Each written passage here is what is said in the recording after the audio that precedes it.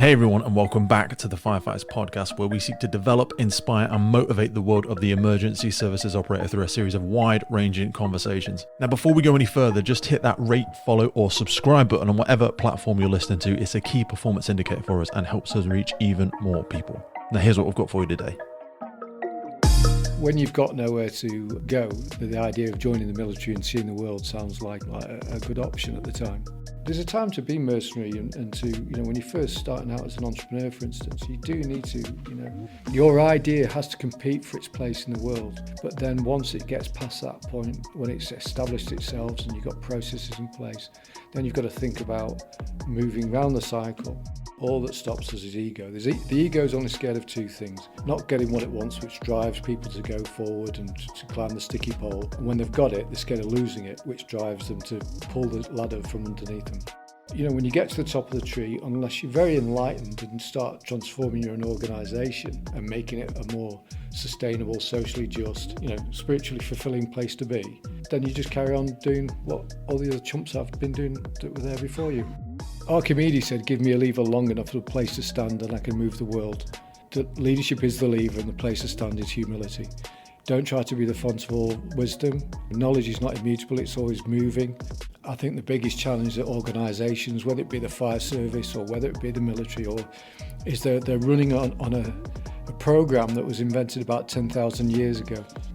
Our competitive advantage, our evolutionary advantage was our ability to collaborate. Don't try to fight the existing reality, create a new one that makes the old one obsolete.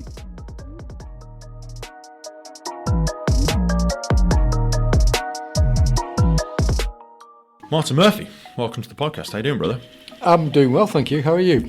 I'm doing really well, mate. It's quite surreal to sit down with you, having only recently read your book. I kind of did the whole thing in reverse with you, I suppose, because I first met you when I was lucky enough to sit in on I'm going to try and term it as I'm going to term it leadership development, but I see most things as personal development versus leadership development, because I feel like otherwise you're putting the horse before the car, if that makes the car before the horse, whichever the term goes.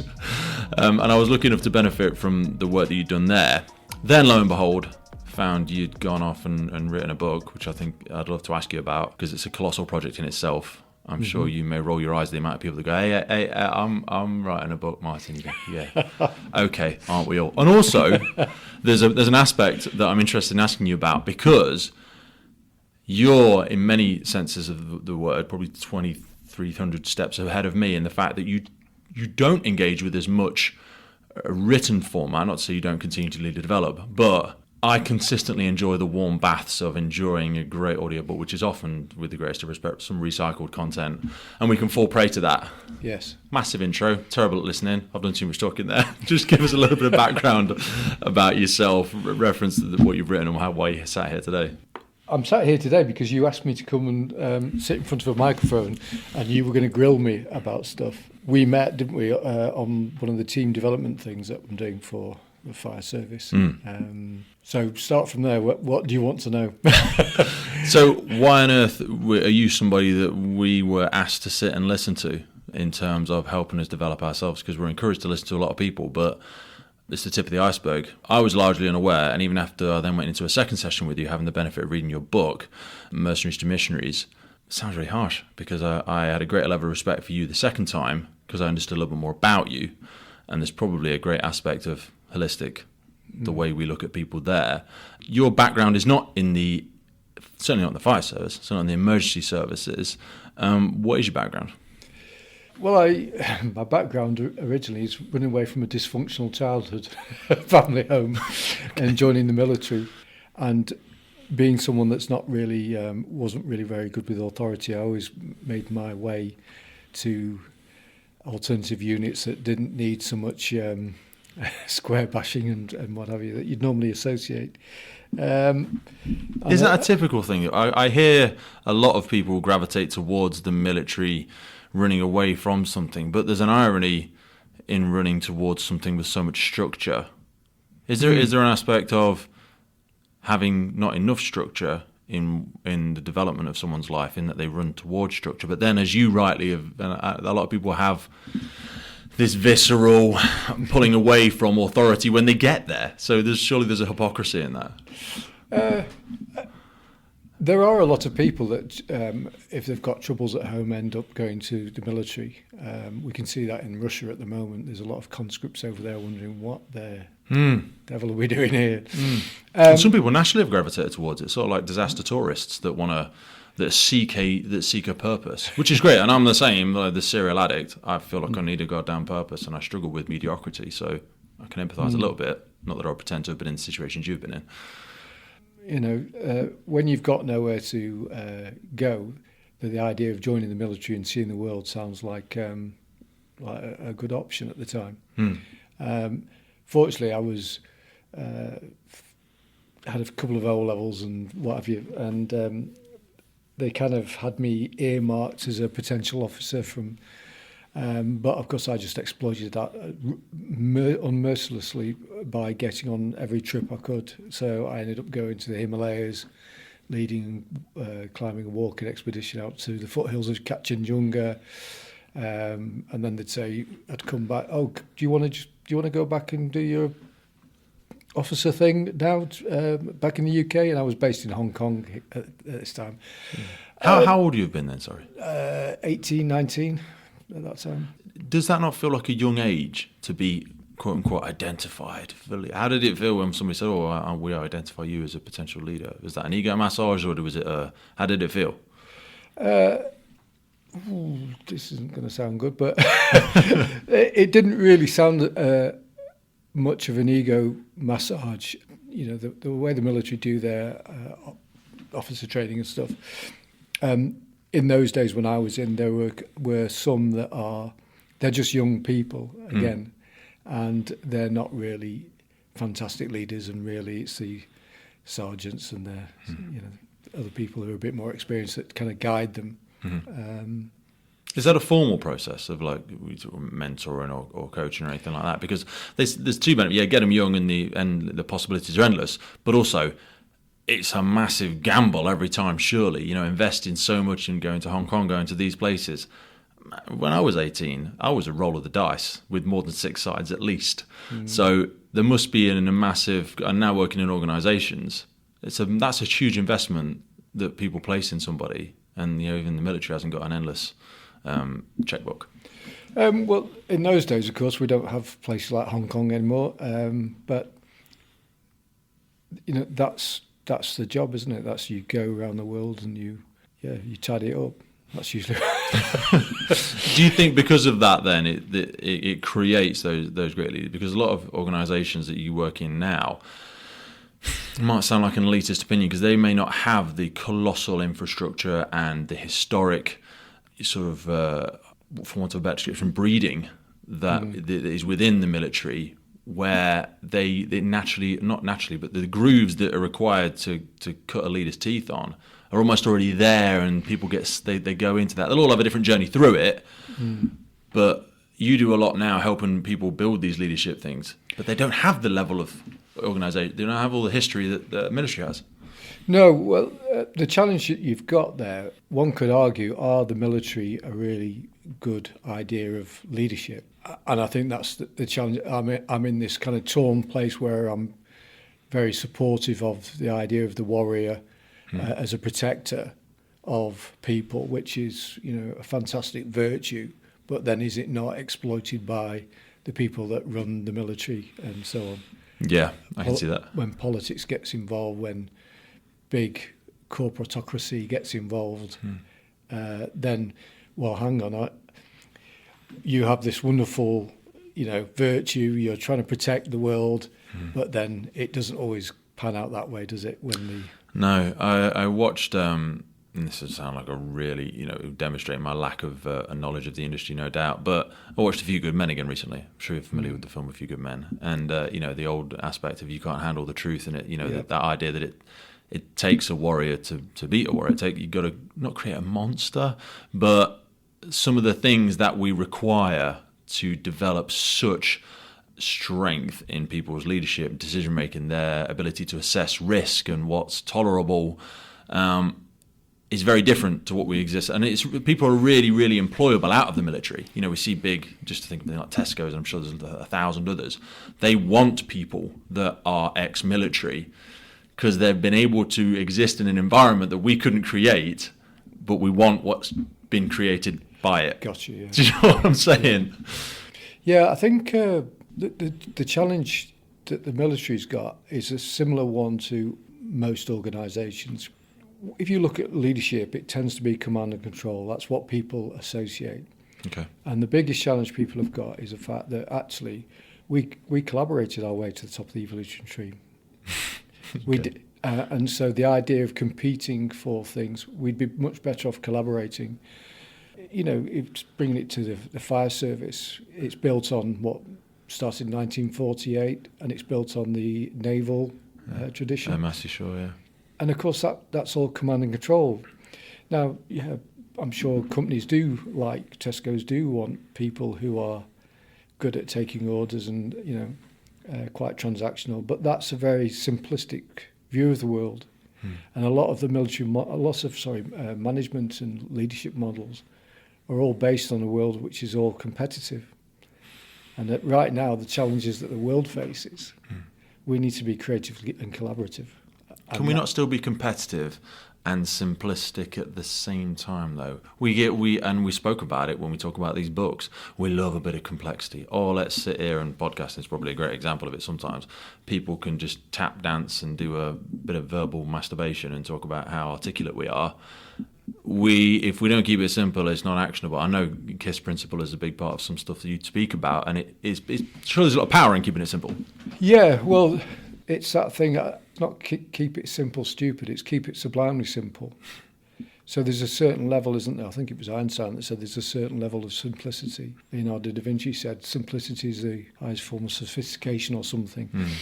But if you look at problems and you look towards things like the Cynefin model that was created by David Snowden, you kind of look at the fact that there's simple problems, there's complicated problems, there's ambiguous problems, and there's novel problems, which are, you know, some are ecological problems, some are systemic.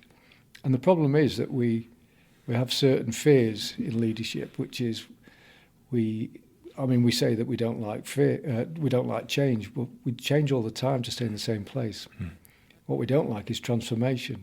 Okay. And so what happens is people feel uncomfortable when they're put in a complex, ambiguous, novel situation. So they try to get back into what's simple, what's complicated, because I know that they're predictable problems. And if we're just based on competition all the time, then that makes life simple. We just have to beat the other person. You know, we just have to get them to do what they're told, that kind of thing. And I can see how that easily exists in a military sense, and I can see that exists in a corporate, private sector, competitive sense. In the emergency services, do we have competition? How would that's again? That's when we get into that ambiguity, because yes, there are emergencies, but being competitive, I love a bit of competitiveness, and it's certainly got me into sticky situations in the past. Yeah. So when if you take take the emergency crews when they go out, the challenges they face are complicated or simple. As in, there's a fire, put the fire out. You know that if you put the fire out, you've solved that problem, more or less. And then there'll be other stuff you've got to analyse and strategise what you're going to do. But there's usually a checklist and things like that. And those those are comfortable realms to be in. So that's what we practice and drill for, isn't it? Yeah, it's our comfort zone. Yeah, best practice. What happens with competition when you move round the universal life cycle and you go towards more complexity is that those values of competition you turn in on yourself. So you don't command and control everything else around you outside. You control what's going on inside you. You compete with yourself. So a top-class athlete doesn't really worry about what other athletes are doing. They're worrying about what they did the day before and how do I get better. So that's the path of excellence, isn't it? You're just competing with yourself. And you maintain self-control. It's quite a torturous cycle, though. Today's podcast was brought to you by our friends over at Williamwood Watches. On the 27th of April, Williamwood Watches launched their new limited edition watch, the Bronze Triumph Jubilee. This was launched to celebrate the Queen's Jubilee this year, and it's the first time ever they have produced a bronze version of their beloved Swiss-made Triumph collection. They are using specially repurposed purple hose, that's easy for me to say, and still keeping it in keeping with the bronze Swiss-made chronograph watch. There is no better way to commemorate the Queen's Jubilee with that plum violet, but of course you can get your combination of the straps as well. They've got the red, the blue, the yellow, the green. I'm sure you are all well aware of Williamwood Watches. They make those incredible luxury watches from upcycled firefighting equipment. They have been with us since the very origins of the podcast, and you can find out more from them by heading over to williamwoodwatches.com. Now back to the show. Because I've got me versus me tattooed in me back, and I've worked in marginal gains, and I'm sure there's that addictive part of me that's attracted to that. But I also know it's like a form of self-harm, and I don't know if that speaks to anything within you, or certainly I imagine, spent time with top-level athletes, it certainly speaks to them. It's a torturous cycle wanting... It's good to never be completely complacent or completely at peace with your current level, but there's a spectrum on that as well, though. I get attracted to chaos, but that's hard for the people around me. And it's certainly hard to be an effective leader, I've found in the past, if you're constantly drawn to chaos and you're constantly trying to... Yeah, well, everyone talks about leadership being, well, they've got to have these virtues, these values, these behaviours. It's actually the thing to watch for with leadership is overplayed strengths. Okay. So we've got every spectrum going. If you're quite competitive, then you'll be assertive in the way you approach things. The problem is if you start losing command of a situation, you start being more aggressive, and if you take it far out, then you become, the psychopathology gets involved, you know. And it's the same with, you know, if you're very good at looking good in front of a crowd, you're quite a social animal. Problem with that is it ends up as narcissism if it's taken too far. And this is what we've got to look for with leadership, is not being, you know, making sure that they don't fall to the overplayed strengths. You do a wonderful part of this. I've only experienced one of your workshops, which was perhaps geared to people first being introduced to some of the fundamentals of it, which I always think is wonderful to go back to those fundamentals. Just if you could speak to or expand on when you talk about those overplayed strengths, because I remember distinctly I want to say a game or an exercise we played about what you believe your strengths to be, and then it was almost a process where people could acknowledge your strengths by you assisting them with cards that help them articulate that. And I know there's a thought process sat behind that. Using the KISS principle, keep me in the conversation. Remember, I'm a knuckle dragging firefighter. If you could expand on that for me. So I used to do years ago when I first started out the usual thing of going into organisations, working for a boutique kind of consultancy, and do lots of personality profiling. Okay. And they make it sound like it's a really scientific endeavour, and that we can nail your hat on with 2 degrees of accuracy. And I found that just over the years, that's just not true. Today's episode is supported by our good friends over at Duty Crew Coffee. Now, as you're probably aware, coffee is the most popular drink worldwide, with over 2.25 billion cups of coffee consumed every single day, and over 70 million of those in the UK alone. Most of this is consumed in our crew rooms, our watch offices, and by our emergency services frontline staff. So when you're getting together around the mess table, don't be drinking no nasty ass cheap coffee. Nobody likes that guy that brings the cheap stuff. Life is too short to be drinking crap coffee. So if you head on over to dutycrew.co.uk or click the link in the podcast below, you'll be able to jump on over and see the Duty Crew coffee products. They come in 227 gram oversized high quality recyclable standard pouches, and they are individually wrapped 10 gram coffee bags. They're quick, mess free, convenient. They have a 1-way degassing valve, which is an absolute must for storage of freshly roasted coffee. You can get the 20-pack response bag. They've got the HQ, they've got the No Duff, they've got the Unity, the Decaf, and of course all of their products are Rainforest Alliance certified, Fair Trade Foundation, and most importantly, they taste freaking epic. I started drinking Duty Crew about 2 months ago, and then when I fell in love with it, I got in contact with them and they came on board with the podcast. So jump on over to Duty Crew Coffee if you want some of the good stuff. Now back to the podcast. But we can generalise, and we call them archetypes. So the card game we were talking about just takes us into this idea that actually there are 4 basic types, but of course if you think the psychology now say there's the the ocean model, which is 5 sort of thing, which tends to bring in neurotics, which I just think is people who are prone to getting pissed off with life or whatever it might be. You know? There's a lot of them about, though. Yeah, but really, we're all the human state, if you like, is that we're all thinking, feeling, doing, sensing, and communicating beings. Okay. And as a result of that, we have a preference for some people like to jump in and take action, which sounds a bit like you. There are some people that like to talk, love the initial start of a project. They're good at talking in an affirmative way about a new idea. There are people that like the detail and they're cognitive and they like to go inwards, and they like to dot the I's and cross the T's. And there are some people who are emotionally intelligent. They like to be part of a group and very supportive of others. And I kind of looked at that and thought, well, where did all this come from? And then that took me into anthropology and looking at hunter-gatherers, partly because I'd worked with hunter-gatherers as well in the military. Yeah. And so we have all these contemporary hunter-gatherer communities, and you find out that actually they were very egalitarian. Leadership is best thought of as a team sport because you can't be all things to all people. And if you do, then you spread yourself too thinly, what I call a quadraphonic schizophrenic. And I love that. I tried to remember that and make a note of it when you said it before, but I kept getting it wrong. I thought, and Archimedes said, "Give me a lever long enough for a place to stand, and I can move the world." Yeah. Leadership is the lever, and the place to stand is humility. Don't try to be the font of all wisdom. Wisdom is, knowledge is not immutable; it's always moving. So there must be some sort of life cycle that we go through, and we do.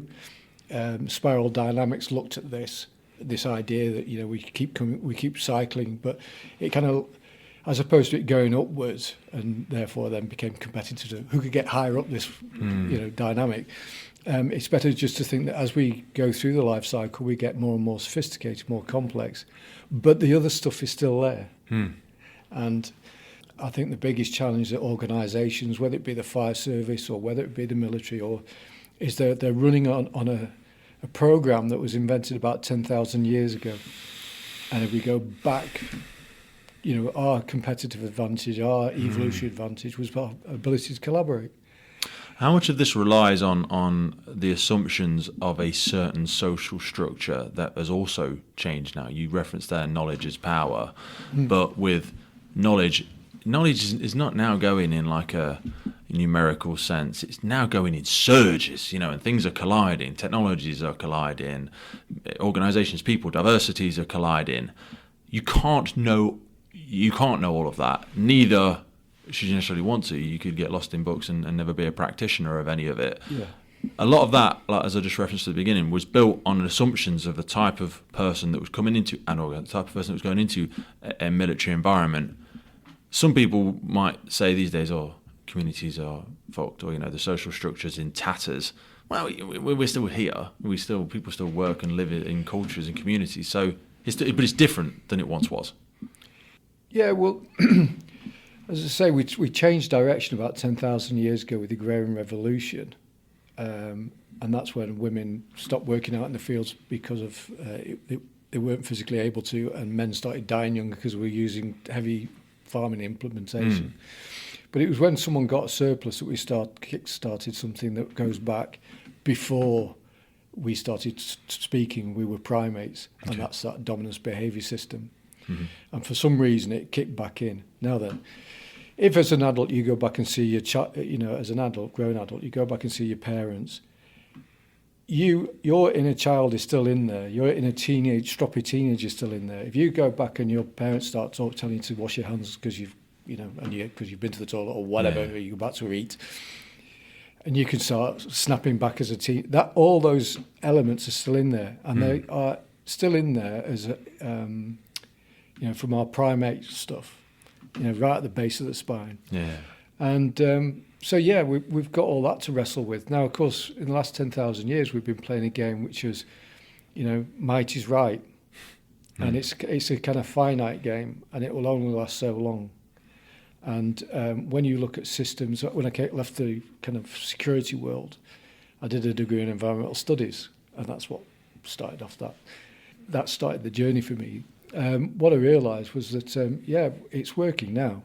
But when it goes, by gosh, it can go quickly, you know. How much of a perspective shift was that? Because I know, I won't name any names, but I know you referenced, I want to say a student or a client of yours who you'd worked with and then went and did a load of environmental and agricultural work. How much of that was outside of your realm of perception from where you were in the security and the military world? And how has that changed the way you look at things now? Massively, because what the environment and the ecology teach you is that we're all interconnected, and of course that doesn't fit with a worldview.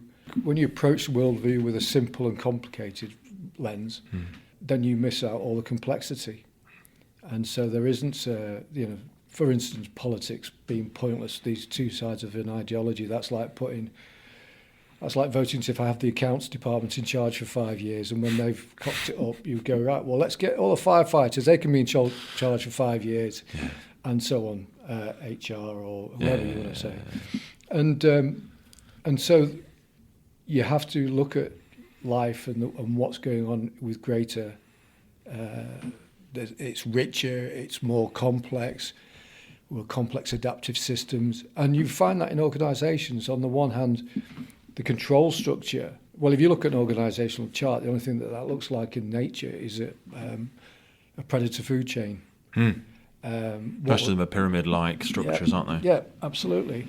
And yet, in any organisation, you can have this org chart, and it's got nothing to do with where the power is. You know, they run along informal networks. So when you run a watch is very egalitarian. Tends to be fairly egalitarian, doesn't it? Mm-hmm. And that exercise you did on that day, that was an immediate kind of, right, forget about the ranks and stuff. Yeah. It was just spontaneous self-organisation. And it kind of shows it's good if someone's a leader and facilitates something, gives an idea, or, there's a way of making that work more effectively. But really, people will just get on with the job. And if you put them in unusual situations, which the idea behind the exercise is to make them feel uncomfortable, that when we're faced with novel and ambiguous situations, we tend to, looking at the physiology of it, we start feeling uncomfortable. Where do you feel that feeling? Oh, I never thought about that. In my stomach. Well, that's where your adrenal glands are. Yeah. And if you're in an organisation and you've been trained for so long to think, I can only handle simple, I can handle complicated, but I don't know the answer. I don't know what's expected of me. Talk about, because you said about that org structure, and I remember you giving an analogy where you flipped it on its head in a tree-like fashion. And I'm going to fail to recall the accuracies of it, and I will fumble my way through it. So if you could expand on how that analogy fitted in our session, certainly.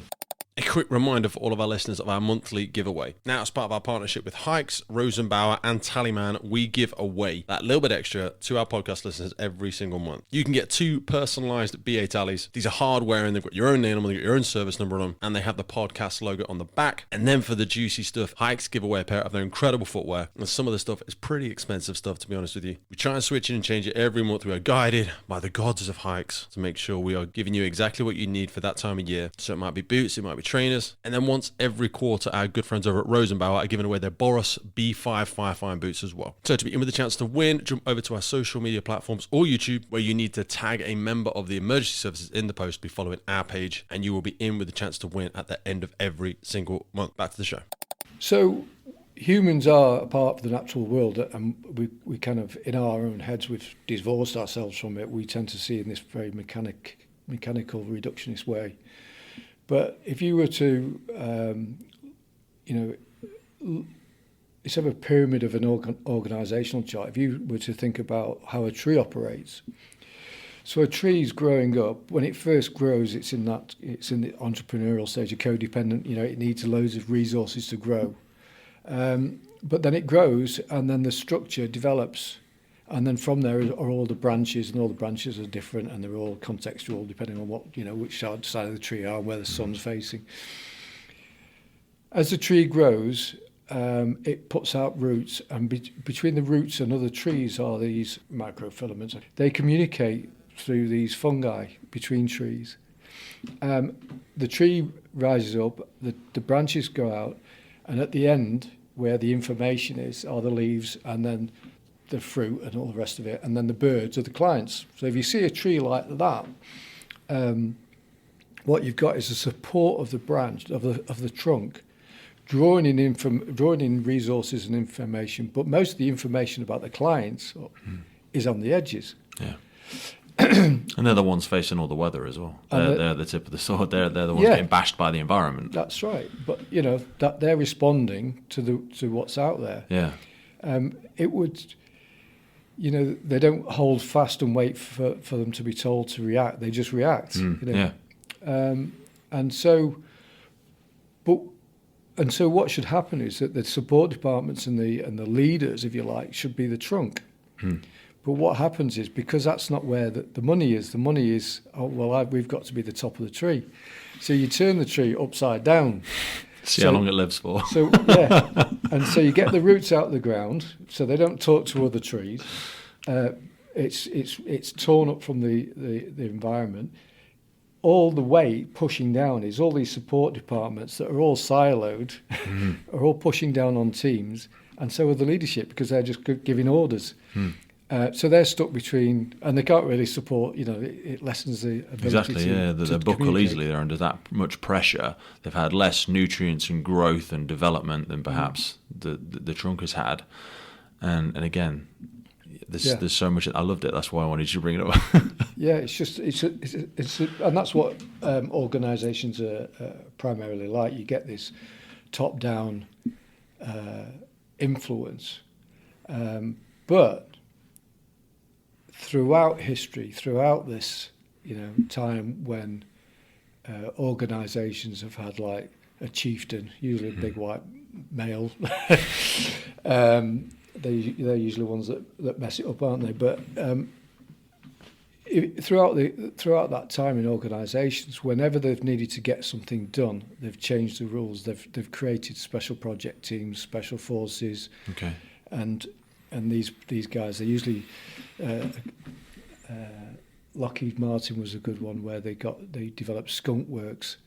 They called, and so what they did, I can't remember his name, but he's an engineer, and he got a team of people, and during the Second World War, they had to create a jet engine that would counter German aggression.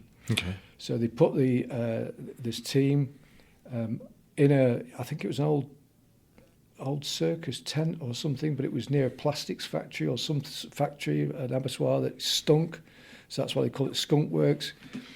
Kelly's name was, I think. He wouldn't answer the phone.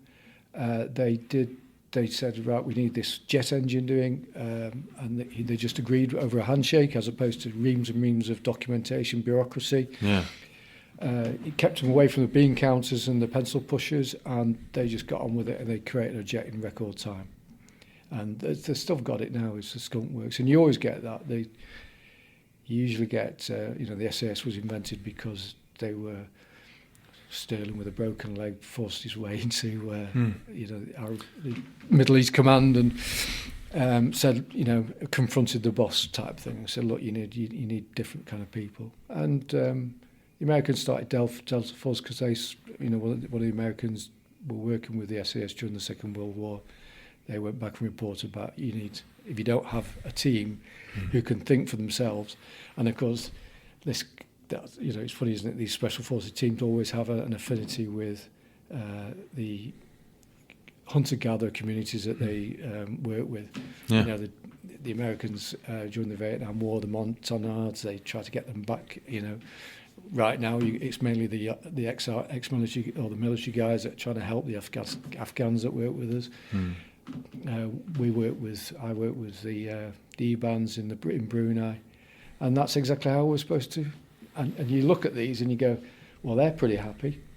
They're not struggling. Is there I find that fascinating, but I also find it quite upsetting to the extent that it could lead us to believe that to develop excellency, it almost has to be.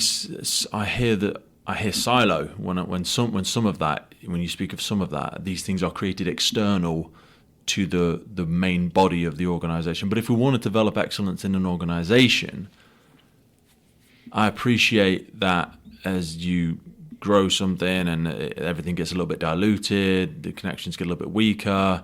There's an analogy of size of things and how that gets dissipated and how things get shared, and how it's harder to turn up the temperature of a larger structure than it is to turn up the temperature of a small glass of water, for example. So, but if we fall into the trap of thinking we can only develop excellence in something purified, external, separate from the main organisation, how do we develop in the organisation?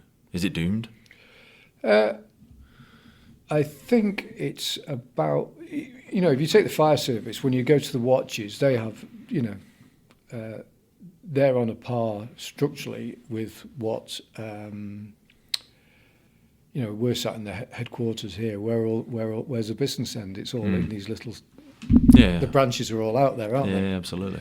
So they're all operating as probably at just the right level. Okay. It's when you start building it up and then putting furniture on people's shoulder and stuff like that challenges arise, I think. And it goes back to that thing about overplayed strengths. Okay. And it's more a case of if you're coaching, facilitating as a leader as opposed to command and control. There absolutely is a time for command and control. When the poo-poo hits a fan, you want one person who knows what's going on with a couple of 2 ICs saying, right, and giving them an overall. But that's only about 5% of your time. The rest of the time, it should be the opposite. Command and control is creative collaboration. Would it be fair to say in the military it's probably even less than 5% of the time? Some people can go long careers and never exist in it. And I speak knowing very little to nothing about it, just from my interpretation, speaking to operational personnel or people that have been in 15 years and never been operational. Well, for the last 20 years, it's been quite busy, hasn't it? Yes, it has. They went through a very quiet period where they then almost hemorrhaged a lot of leadership. They were almost just were lucky enough to catch the back end of people that had been operational that could still hand it down. I think the challenge with the military is that people that have been making a lot of money out of selling weapons are going to keep trying to find them jobs to do. It's good for business. It's good for business. And you could probably point, this isn't the kind of concept of this, but you could point to what's going on at the moment with Ukraine. Difficult one to talk about that one without it being controversial. It's very delicate subject.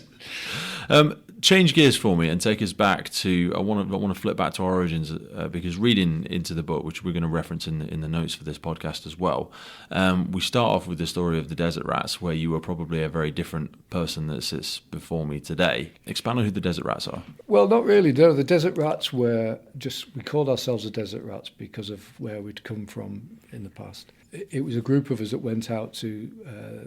I'd just come back from France. Me and my family had come back from France. Project that didn't work out there, so we came back, and looking for a bit of work. Someone from the military, someone that I knew, was looking for people to go to the Middle East and train intelligence agents over there in leadership. And so it was just a nickname. We just called ourselves the Desert Rats. But that was a very interesting time. Spent a couple of years out there. What did you learn most in those environments, and are there different perspectives? Because I would hope to think that a lot of the material you utilise, demonstrate and unfold in the book, I'd like to think it's universal, but again, I've not travelled nowhere near the same as you, and different cultures around the world, which you'll know far more than I do, will probably gravitate to their own social structures as well. There are some universal lessons, and I think the lessons are that we're trapped in the organisations and the belief structures that we've developed, and as a result of that, we're constrained, which is good in some ways because it makes people on the ground more creative. Because they're fighting two fronts. They're fighting whatever challenge they've got, and also how the hell do I get this person off my back, or how do I operate and succeed within the constraints of a command and control situation. Yeah. I find a lot of people from various places around the world in different organisations feel that they're operating in a system where they feel trapped. I've been to conferences years and years ago where you talk to people who are CEOs of massive organisations, and they know what's going on. They can see they can see the clouds on the horizon. They have been for a long time. We've been talking about climate change for 20, 30 years, haven't we? the latest pandemic, it's been on the horizon, been coming for decades. Yeah. They're really smart, but everyone's trapped. Why are they trapped? And is there any hope for There's it? a universal challenge. So much we have to cut off, cutting off a dead limb. There's part of that, but there's the universal trap of, okay, how do I change the world and leave this system that I'm in? So whether it be your work, your organisation, whatever, or changing this organisation, how do I change that when some people are at the top of the tree and they're benefiting with it being the way it is? Yeah, they get rewarded for the behaviour. So how can I leave that and operate in a different way, like SF, like the watches do here, without starving, basically? Because these are our masters, aren't they? We live in a socio-economic world. We need to continue to sustain. We have lives and families and things that need bills need paying. In the meantime, we're heading towards an ecological cliff, and what's more, we're racing. So right now, we've got two types of people. You've got tech optimists who say it's great. All we have to do is carry on, go as fast as we can. Technology will get speed us up, and then before we know it, we can load our brains up into the cloud. And we can fly off. We can all bugger off to Mars. And then you've got the eco-pessimists that are saying, "Well, no, we've got this great problem. We've got, we need to turn around." And they're trying to argue with these people who see the world in simple, complicated terms, who just happen to be the winners of this paradigm because they're great at competing. Yeah. Against people who are quite nice. And unfortunately, what's going to happen is the ecologists have got to go away and go, no, there's no point asking those people. They're not going to change. Buckminster Fuller, who created the Geodesic Dome, he said, don't try to fight the existing reality, create a new one that makes the old one obsolete. A lot of that requires the tools of capitalism as well, though. There's an irony in that statement. And just expand, on the for people who aren't familiar with it. The Geodesic Dome is, you see a lot of tents these days, these round tents and that kind of thing. Well, he invented that. That was one of the things that he did, but he talked a lot about... And that model's been used in quite a few... Isn't the Eden Project a geodesic? Yeah, yes, that's right. Yeah. There you go. Yeah. Sorry, I knew the reference, but I didn't want people to skip over and miss it. He was a guy that was about to commit suicide and drive into a lake or something, and then he just said, "No, what I'm going to do, I'm going to use what I know to benefit mankind." And so that's why being purpose-driven is always a good thing. But I remember, the film I, Robot with Will Smith, where he says, if you think you're the last sane person on the face of the earth, does that make you crazy? And there's an aspect that screams of that person's reality there. And coming back to that speeding towards a cliff, I don't know that we can continue to just observe that, because to use that cliff analogy, some people are saying the runway's going to crumble before we get there, and the people driving the spaceship are going, no, the technology will take off before we get there. Yeah. And they're going, you're going to go off the end. You're not seeing it, and you're going to take me with you. It's crumbling. Stop. But that keeps speeding forwards. Yeah, so this goes back to what we said earlier about overplayed strengths. Okay. So what you've got is people who are empathic and kind of social, probably would like to see change and what have you. But the people who are command and control, they've got the people who've got the resources that could make the biggest change are not actually changing. That's the challenge. Yes. But that's rapidly increasing. That's getting exponential now, from terms of wealth and what that allows them and the opportunities that allows them, and how organisational structures, including the emergency services, which is the least of our problems to a certain extent, they're getting so high. Yeah, and the thing is, you start to believe your own bullshit, don't you? Don't we all? Exactly. And you're surrounded by people that are also being rewarded for the same bullshit. Yes. Groupthink falls in, and then off we go. Yeah, and the people below you. I was talking to a guy who developed a platform where he could test a major company, a big company, find out where the better leaders were. And he went in to speak to this guy. It was a head of a bank abroad, I won't mention names there. Had something like 30,000 staff. And he went in and he said, we found your 3 best leaders. And the guy, Weston, said, who are they? And he gave them the names, and he just said, don't talk, don't be ridiculous. I don't even know who those people are. Get out, come back and see me tomorrow. So this person that I knew thought, well, I'm going to get my ear chewed off now when I go in. We failed this project. And he went in to speak to the guy, and he said, those 3 people that you mentioned that I didn't know, I went and spoke to them. They're brilliant. I've promoted them. And the 3 guys below me, I've sacked them because they've been keeping them from me. And that's the challenge that you've got. I'm going to attempt to say it's an easier decision to make in private organisations. And this brings me on to a carrot and stick question, which is in public sector organisations, trying to manage somebody who you believe you've made a mistake, you've accidentally given someone a promotion, they've not been on a 6-month temporary whatever to show them, oh shit, oh no, you're not the right person, sorry, let's try again. To demote somebody or sack them, you think you've got carrot and stick, but when actually your stick is a foam padded loofah and you realise you can't hit them, not that you would want to, but you haven't got a stick. So how the hell, when you realise you've made a mistake, it's easy to get in things, harder to get out of them. Yeah, and that's the universal thing, and that's because you've got hierarchy, and you've got these rigid structures, and the rigid structures are there and put in place and made more rigid by the people above you because that's how they keep hold of power. There's the thing that goes wrong, the universal life cycle. If you imagine in the days where they went to America, there were explorers. You get pioneers, then you get colonialists, and then you get settlers. That's what's supposed to happen. The hunt. If you go back way further than that, you've got the hunter-gatherers, shaman scouts.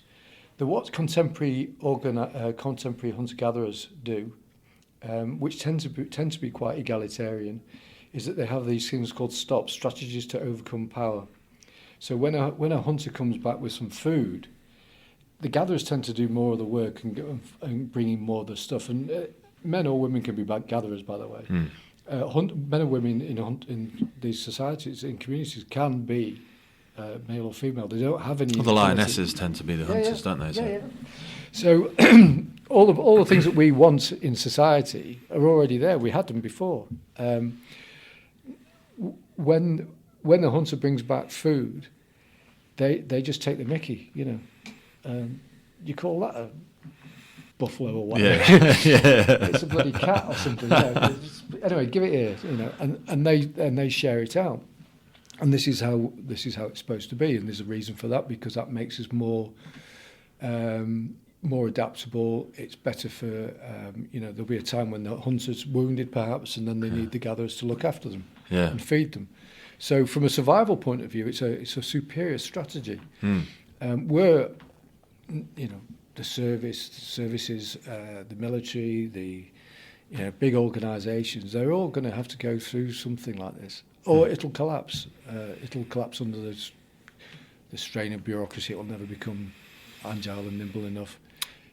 There's when you speak about the hunter-gatherer analogy, his name escapes me. Simon Sinek speaks about aspects of that hunter-gatherer analogy where there is an expectation of the hunter, though. So, thereby, we will look after and protect and support the hunter, might give them first choice of meat and mate, and people will no doubt have heard his TED talk about that. But then we have an expectation of the leader, or the expectation, of the hunter, that as you are the best felled, you're the most athletic, whatever the metrics that we choose to acknowledge, we have an expectation of you that when danger comes, you will go and face the danger. You will go and attack the big thing that's coming to get us. But in organisations, give everyone else a chance to escape. Yeah. To give everyone else a chance to escape. But when that happens in some structures, they push the gatherers, or they push the less fed, the less weak, the less technologically capable, the less financially capable to deal with the stress. They push them into the firing line. And that's where the whole thing begins to become rotten and crumble. Because even if they only lose 3 out of 10 of the gatherers and go, oh, thank God we all survived. You pushed me at the bloody thing. And now you want us to follow you again. Yeah, that's exactly it. And that's why it's no accident that media and big oil and big military industrial complex are all very much in bed with each other. But yeah, as you say, the hunter, there is this kind of people who are jumping with both feet and experience the world. Performance drivers, I would call them in an organisation. But they do have a higher tolerance of risk, so they would go out there and do that, and they're expected to do that. But when if you just take the idea of the warrior in kind of Latuka, is it? I think they call them the Native American Indians. Anyway, they see the warrior as the protector. In their language, it means protector, and really that's what we're supposed to be. So firefighters were protectors, or that you're protectors of the community, and that's what you're supposed to be. Same with a police officer. It's not that person's there to kill criminals. That person's there to protect. One method of protection may be to restrain, imprison, but they are the protector in its term. And that in itself is an honourable virtue, which is sometimes exploited or weaponised by people. You operate now in places where I always think of you like, I'm going to say a leadership plumber, which sounds really horrible. What I mean by that is you've learnt it in the trenches. How do you remain humble and have that humility to exist in an environment? Because I'm lucky enough to an extent to listen to, read, or sat in person with a lot of people that do similar to you, but without the level of authenticity that you have. I think they can accidentally lead people astray. I don't pretend to know what they know. I've not had the training, but I've had experiences and not the training, if that makes sense. You've had experiences and the training, so you have a different level of authenticity. And is this an aspect we spoke in our introduction about? You don't read as many of the things. Some of it's a rehashing from somebody who is very intellectually driven that has no authenticity. They've never been and done it. How do you manage that frustration and still continue to exist in the profession and the sector that you do? Well, I work with some other people who work in and think this in a kind of similar way. I can't say similar, but certainly work in complexity and understand more about that. Especially over the pandemic, it's been great talking to people. Yeah. There are people out there that are working like this and trying to get organisations to go through this, try to understand the challenge that they've got. One of the things I realised was it's quite hard to retrofit a culture. So that's where the book came. So when I came back from the Middle East, when I was over there were guys, ladies and gents, in fact, but they would say, "Oh, this is great. This is, all this stuff is good." They liked my stuff because it wasn't in Google and invented in 1976. Yeah. And whenever someone tried to come out with something like that, these guys were cool bullshit. Ladies and gents were very, very switched on people. And what you're telling us this for? This was like, we want the new stuff. Yeah. So I was quite lucky there because I'd invented a lot. Not even just the new stuff, but the applicable stuff. Yeah. So that was quite good. But I came back and I had a couple of months. I thought I'll write a book So one of the things they said was, this is great, this stuff, but we're going to go back to our units. It's a bit like coming to headquarters and then going back to the watches. And, we're going to go back there. It's quite hierarchical, patriarchal and that kind of thing. And we'll say, we've got this great leadership stuff. Yeah, very good. Go and make the coffee. Yeah.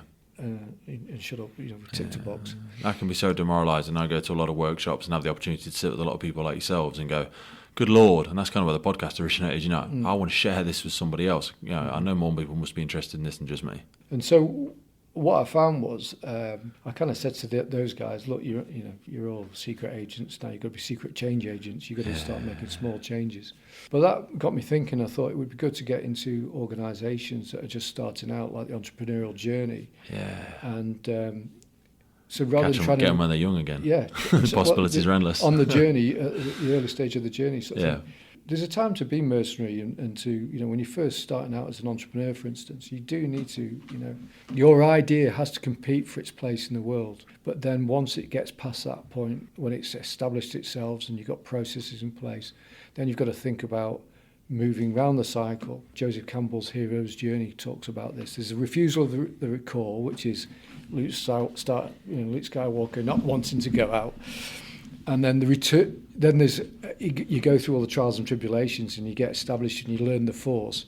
But then you're supposed to come back, and there's often a refusal of the return, which is going back to hunter-gatherer analogies. I've got all this meat. I'm going to keep it. No, you've got to go back, and that's your job as a warrior, as a hunter, as the entrepreneur. And I thought it would be useful if we go in at that level and do it. For organisations, they're just going to have to go through. They're going to have to muddle through. And it's a go back to your chaos analogy of like, We're going to catch a lot of loose elbows through that, though, is my... Oh, it is a concern, and how many people in their current mental state have fragility, which has been compounded by society and technology and COVID's, desocialization and distancing and all that craziness.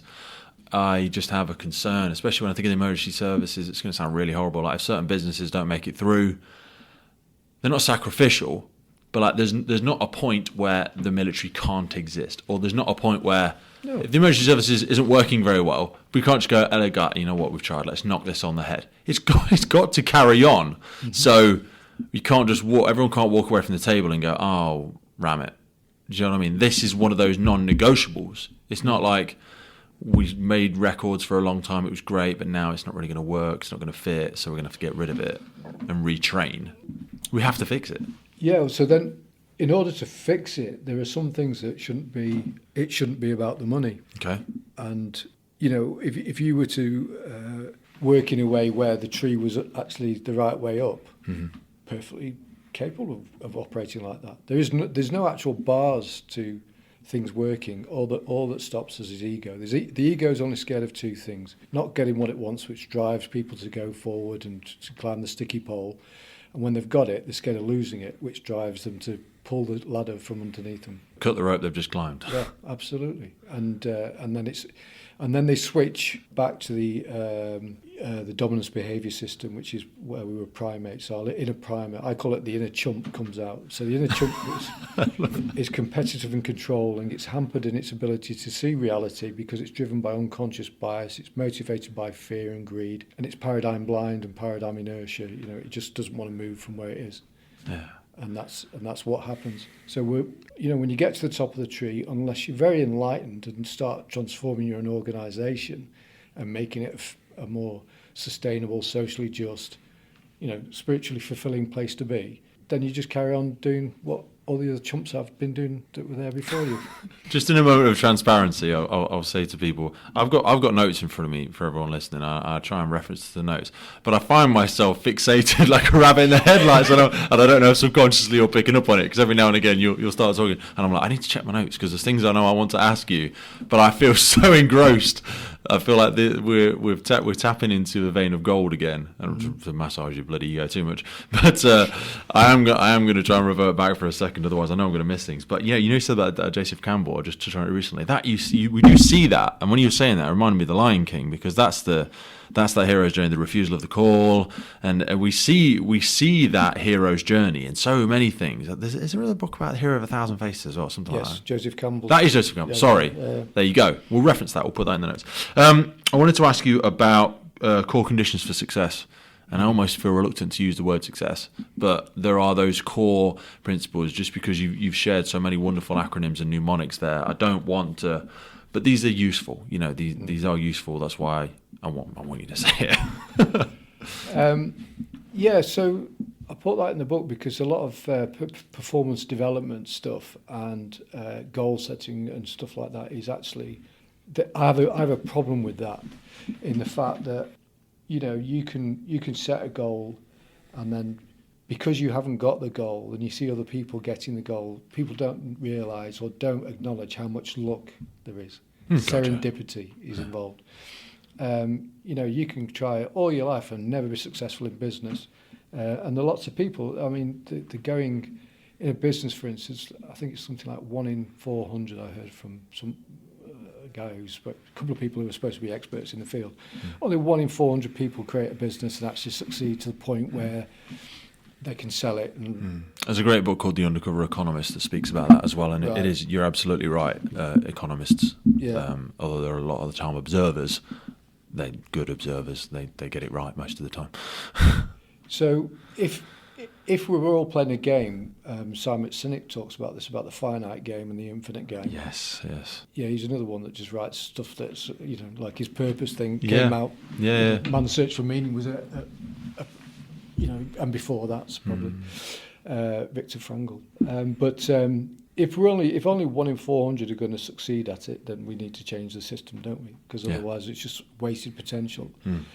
going on selection sort of thing for military units I've been involved in, there were fantastic guys there who just had an injury. Yeah. And they thought, oh, that's it, I'm injured, I'm not going to try it again, because it is a bloody hard work, some of these selection things that they do. But they were brilliant soldiers, much better than me.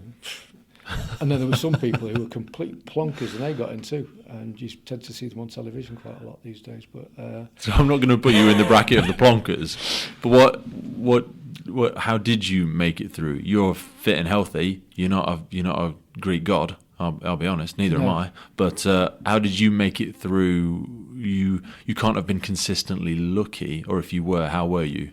Yeah, I think there's a certain amount of luck, and that just bloody stupid, really. Just persistence. Just blind optimism and persistence. No, I don't think I was stupid enough to start and ignorant to keep going. There's a wonderful saying. They say, try be the grey man. Yeah, what does that mean? You hear it a lot. Well, people, when you're in a selection process type situation, they're looking for things that stand out. And if you stand out because you're very fast, then they're always waiting for you to mess up. And if you stand out because you're too slow, then you'll be the first gone. But if you're in the middle, then at the end they go, who are you? I'm Murphy. Oh, well, I suppose you're in then. That's the best way to be, sort of thing, How can you be the grey man if you have been rewarded for certain behaviours in the past that wouldn't suit the grey man thing, but you still have things that you want to achieve, but you feel, and I certainly feel, dogged by my old behaviour, the old analogy of, I can't hear what you say because who you are speaks so loud, I can't hear anything you say. Do you know what I mean? I feel that. I feel like I get judged before anything's come out of my mouth. And I appreciate a certain amount of that is my fault from the way I look and speak and behave. Well, this goes back to what is the core thing? What does that stand for? And I think in personal development, as I said, there's quite a lot of luck. If you're setting goals, it's a good idea to think rather than think I am going to go from A to B. Think about performance goals that you have got, and the rest of it is an exploration. It's about sensing and feeling your way forward, as opposed to being dogged. It's so counter to goal setting and SMART goals and all this sort of thing. But I think that there's a certain amount of things that you can do, and that goes back to that core thing, which is, well, it's committed. You're committed to doing whatever it is that you're doing. Totally committed. That you take, and so you take ownership of everything, even the results that aren't your fault, they're someone else's. If you don't own all your results, then you therefore lose power, and that we give our power away a lot. That's volunteer victim. It could be another conversation, but I probably haven't got time. Sorry. But then you've got to be results focused. So you just focus on the results. Then you're excellence driven, which means going back to you compete with yourself, and you just look at your results from yesterday. And if you've gone forward again today, oh, good. Sometimes you go back, sometimes you go forward. But that's what you rely on. So that marginal gains cycle then repeat. And I got those. I didn't invent that one myself. That was some Olympic coach I was listening to in Bangor University. And he said we found that the people that did that tended to be, on the whole, better. They got better results because they just focused on what they had control over and control the controllables. I do want to be incredibly respectful of your time. So for people that want to learn a little bit more about you in the way you've articulated yourself today, you have your own podcast, very early in its infancy, but... I've started doing YouTube videos. I'm going to do more of them. There's 3 things that I'm involved in there. So there's the team and leadership development. I'm doing a thing called Stoic Pilgrims, which I'm just setting up, which is about... This happened because of a conversation with Manchester University and Hereford, their performance unit. And it was, we're trying to build a programme for people in tough situations. How do they cope with it and that sort of thing. And I thought, well, this would be quite good. I called it Stoic Pilgrim, and I was chatting to them about it. And anyway, I didn't do it. I was going to do a PhD with them, but then I didn't do it because... Stoicism, again, is an eternal thing that still has such application today, but it's being able to reinterpret it and communicate it in a way that people feel is applicable. Well, that's exactly what I'm going to do. Oh, there you go. That's exactly what I'm doing. So yeah, because it's Ryan Holiday and stuff are some fantastic examples of it. They're the Daily Stoics, but it can sometimes not be as applicable for organisations or what you're doing. Well, listen to some of the YouTube videos. You'll see. 100%. Where can people find you on YouTube? What's just it called? Martin Murphy. Martin Murphy. We'll link to it in the notes below so people can come through to it. There's Rebel Evolutionary, so that I'm going around looking for people who are. There's plenty of people out there telling you how to be stoic and telling you how to be successful and change the world and all the rest of it. And they make a pretty penny out of telling people what to do. Yeah. But there are other people, mentioned Dr. Paul Thomas. He set up a community gym built by the community, run by the community. Love it. People that you wouldn't normally expect to go in a gym are going in a gym. And if they can't afford, then they do a bit of work there at the gym. And there are people out there. Another guy I spoke to in New Mexico. He's growing food in his garden. He develops homesteads. So, instead of being a home being a place of consumption, he took a vow of poverty and said that I'm going to make it a place of production. And again, the aspect of ownership. Yeah. Do you know what I mean? Am I self-sustaining? Can I sustain myself? Because only from a position of strength can you help anybody else anyway. Yeah. And then that could extend out into the community as well, I suppose. Yeah, absolutely. So there's the Stoic Pilgrim bit, which is how do we cope in the world? And that's more aimed at men. And I want to start a brotherhood type thing of community of how do we bring Stoicism into this world now? How's it useful? How can we support each other? There's male suicides through the roof. Yeah. There's a lot of things that need sorting out there. So, and I know one of the troubles that happen with people that come out of the military is they lose that sense of camaraderie, And there's plenty of women's groups, so why don't we do something for men? That's the idea behind that one. And that's why so many of them do gravitate to the emergency services, but I know they're not getting everything that they want. It is such a strong brother and sisterhood and whatnot in the armed services that it doesn't tick all the boxes when they transition into public sector emergency services life, though they do get some parts of camaraderie from it. Yeah. I think when you leave an organisation like this, there's a certain grieving process that you go through, and it's quite often misinterpreted as PTSD, I think, but that's another... Well, there's a death of identity in there as well, isn't there? Absolutely, if you've made who you are... anything else that you are, yeah. Yeah, and I love, even before we had our conversation, you strategically navigated us away, for various reasons, no doubt, but we didn't want to gravitate solely towards, to use my words carefully, the different branches and organisations you were part of in your military life. Because if that is all your identity, you can very quickly gravitate to the chumps, and I use that term with respect, that we gravitate, and make that your entire identity, which limits your ability to connect and add value to people. Because if that's all you are, and that's easily done, 90% of your identity is your entire person, I suppose. Yeah, and it goes back to that thing you said. And if you're no longer an operator, who the hell are you? Yeah, you know what I mean. And that's the thing, and we need to keep reinventing ourselves, don't we? Chapters of life. Yeah. So the book as well, From Mercenaries to Missionaries, available on Amazon. It's on Amazon, yeah. If you give me a bit of time, I'm going to give it away on from a website. Wow. Okay. As long as you pay the postage. 100%. And so we'll have that link available for listeners, and we'll put it in the notes of the podcast. Martin, thank you so much for sparing an hour or so of your time today to share this with us. All the notes from the podcast today will be in the notes below, and I sincerely hope when you start these next ventures, perhaps we can steer ourselves back into another conversation and share a little bit more. Cool. Thank you for your time, brother. Cheers. The Firefighters Podcast is a global podcast seeking to develop, inspire, and motivate the world of the emergency services operators. Through a series of wide-ranging conversations celebrating those within our sector, we seek to encourage and support this incredible group of people. It's brought to you by myself, operational firefighter Pete Wakefield, and I speak with individuals from all walks of life who I sincerely believe can add value to or develop those who have chosen this life path. Please support your emergency services wherever you are in the world, and thank you for listening.